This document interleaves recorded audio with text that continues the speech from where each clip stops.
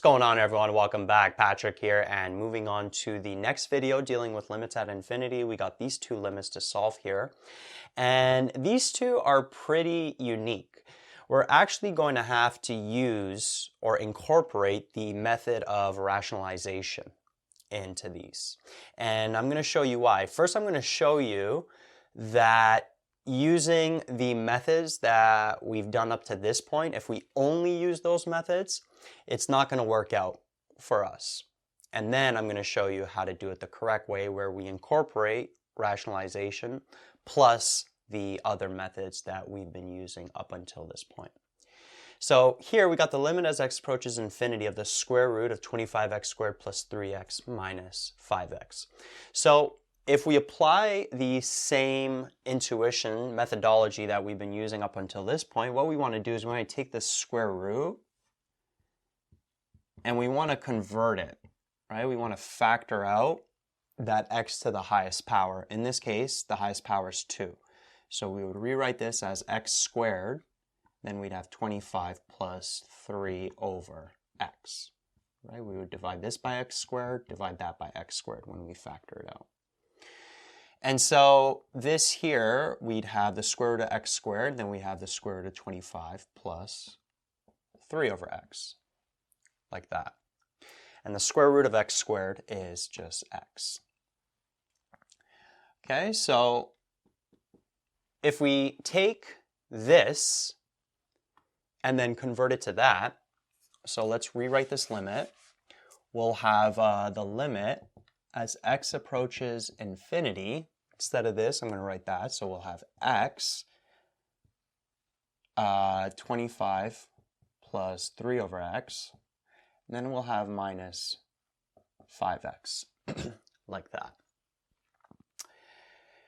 And so now it's hard to sub in this x value or this infinity for the x, because notice we're going to have like an infinity here and an infinity here. We're going to be subtracting, so we don't know what's going to be happening here. Is this one going up faster than this one, or is this one going up faster than this one?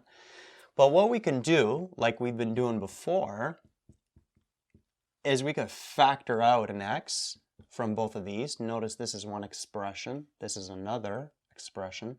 So if we factor out an x, what we'd be left with here is the square root of 25 plus 3 over x minus 5, like that. And so now, if we plug in infinity for all the x values, what's going to happen? Well, we'll have infinity over here. And then what would we end up with here? Notice that 3 over x, that would go to 0. Remember, a constant over x to the power r. Limit as x goes to infinity there, that's going to be 0.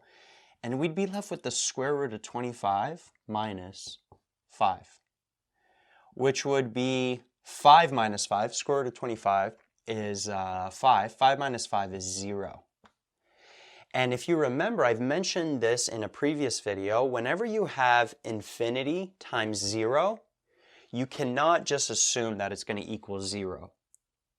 Okay, or you can't assume that it's just going to equal infinity, because we don't know which one is we're going to faster. Are we going to infinity faster than 0? Because if we are, then the answer is going to be infinity. If we're going to 0 faster than infinity, then we're going to 0, right? So we don't know. So I've mentioned that whenever you have infinity times 0 or negative infinity times 0, you can't just assume it's going to be one of those. If you have infinity times some kind of other number, then you know it's going to be positive infinity or negative infinity. But if it's 0 here in this bracket that you're multiplying infinity or negative infinity by, you can't go any further there. So you got to use some kind of other method. And so that's why our previous methods, just using those, is not going to work for this one. And the reason why, it's because of this bracket here, this 0 here.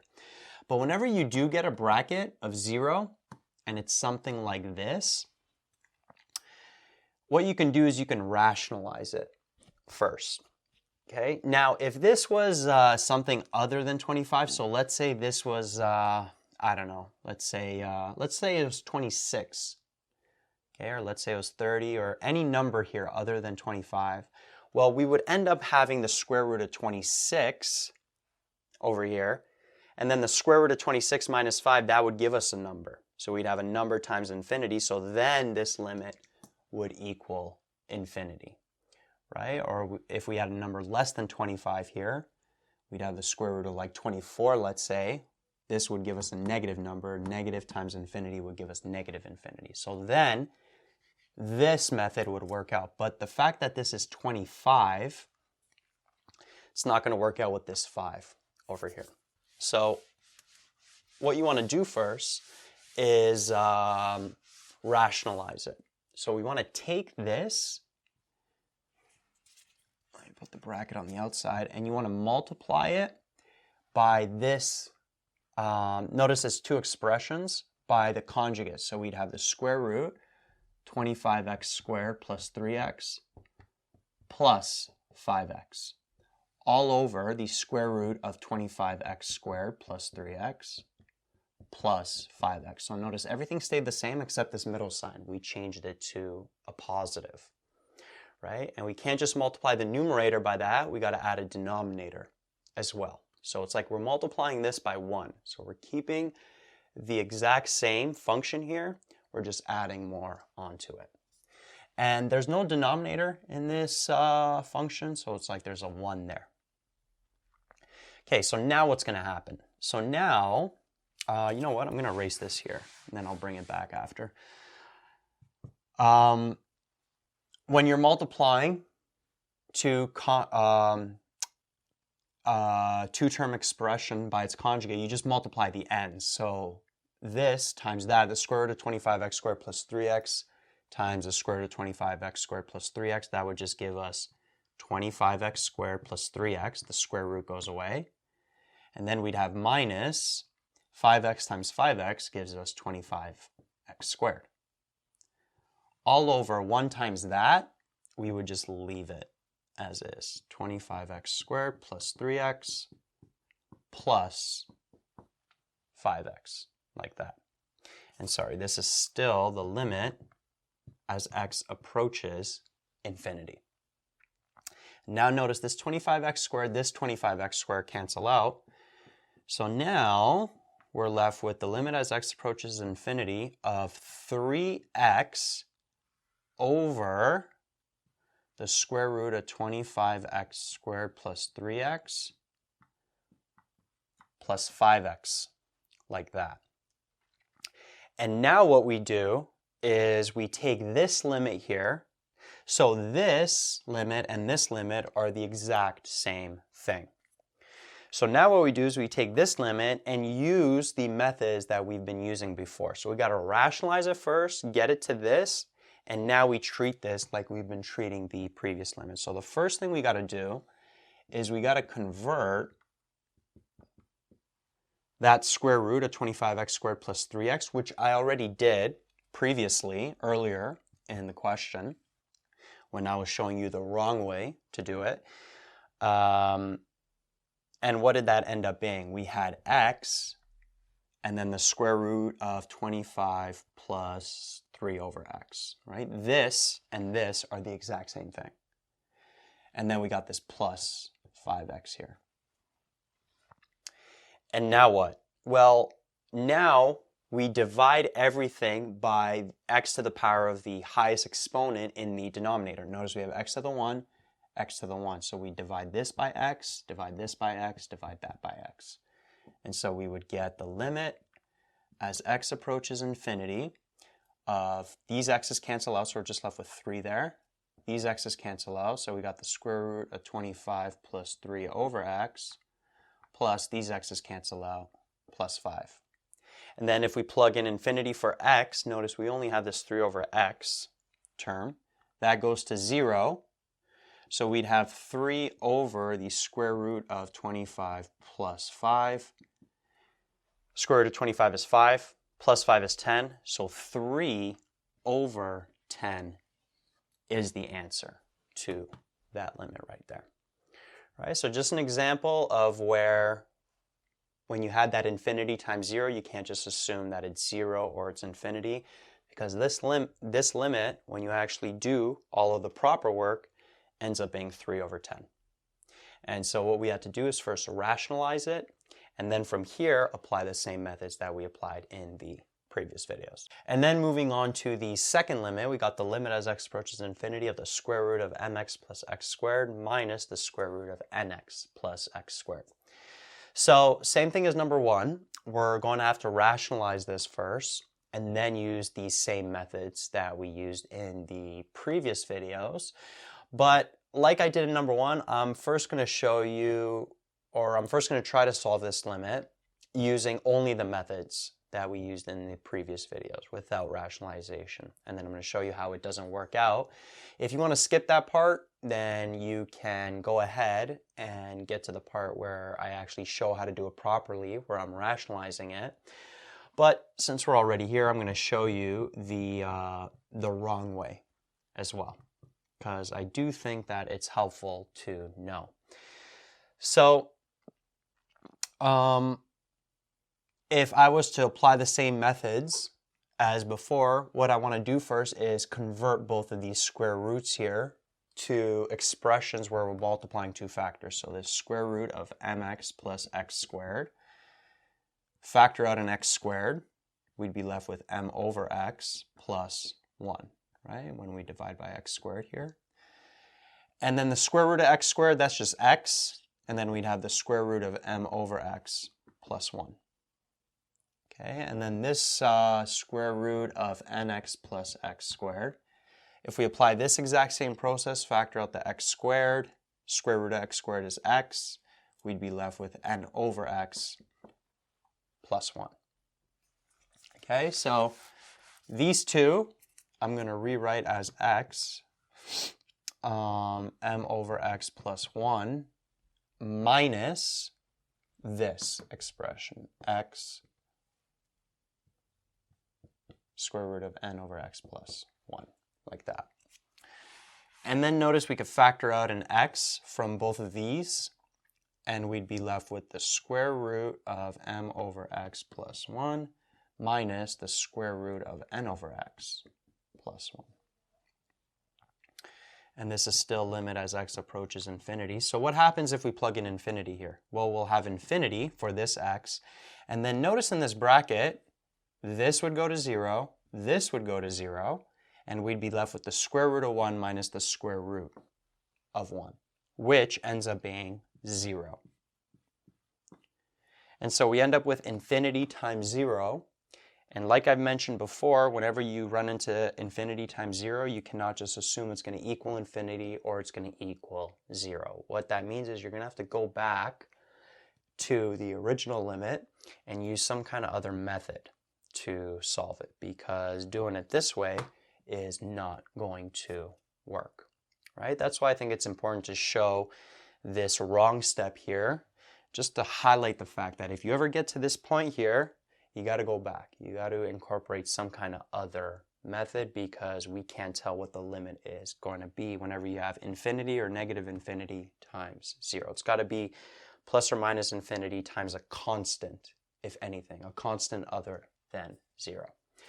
Okay, so erasing this, so let's do it the right way. The right way is we first have to rationalize this.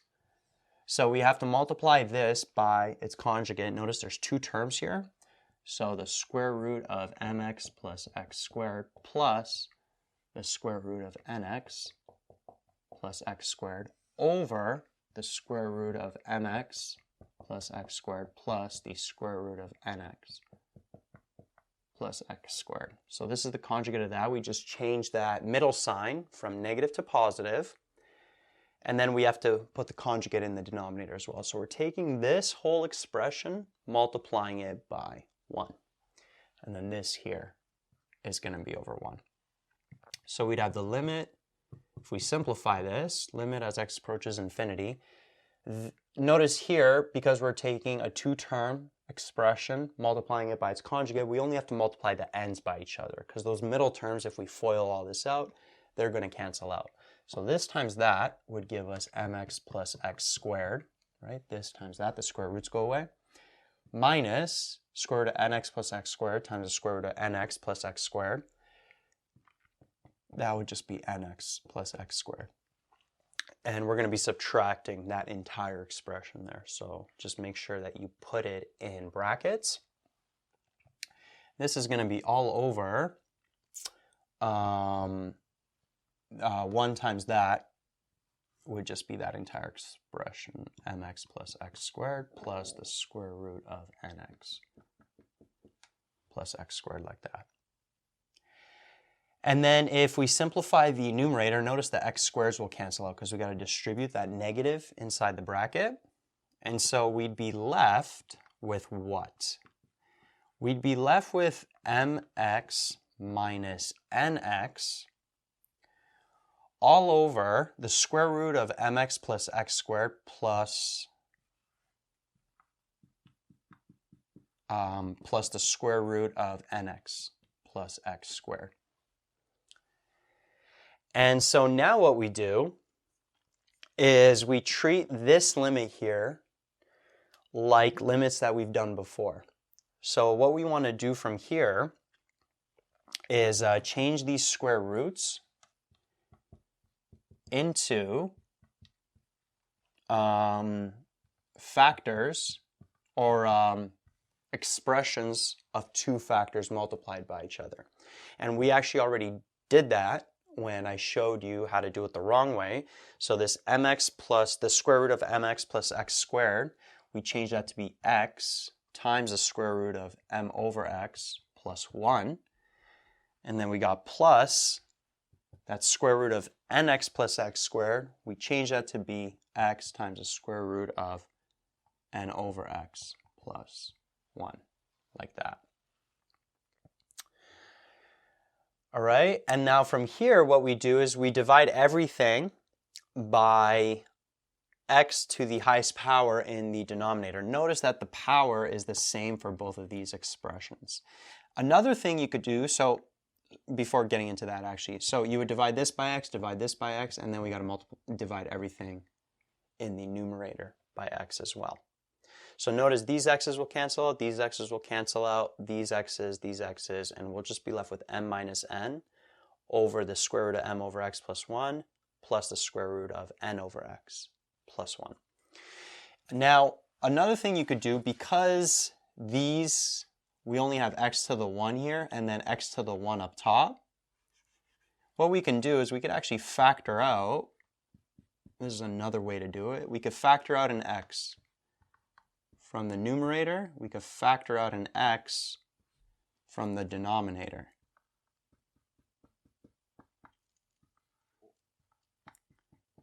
Okay, and now notice these x's cancel out like that. So they cancel out if you divide everything by x. You could also factor the x out. Those can cancel. Then from here we could just plug in that x value of infinity. Notice how m, remember m and n are constants. They're not the variables. The variable is what's here, right, as x approaches infinity. So a constant over x, as x goes to infinity, that's going to go to 0. That's going to go to 0. So we'd be left with m minus n over the square root of 1 plus the square root of 1, which is 1 plus 1, which is just 2. So the answer is m minus n over 2. That's the answer to this limit here. And you can actually test that. So what you can do is you can maybe plug in numbers here for m and n. So let's say we plugged in like, I don't know, let's say 14 for m. So instead of m, we write 14. And then let's say instead of n, we write 4, for example. What you can do is you could practice, you can just take this limit, solve it using the same methods we've been doing, and you should end up getting 14 minus 4, which is 10 over 2, 5. So this limit here would end up equaling 5 if you work the method. So it's a good way to actually practice plugging in different constants for m and n and just making sure that you get that result. But we weren't working with actual constants. We weren't working with numbers. We just had the m and n there. And when you do all that, m minus n over 2 is your final answer.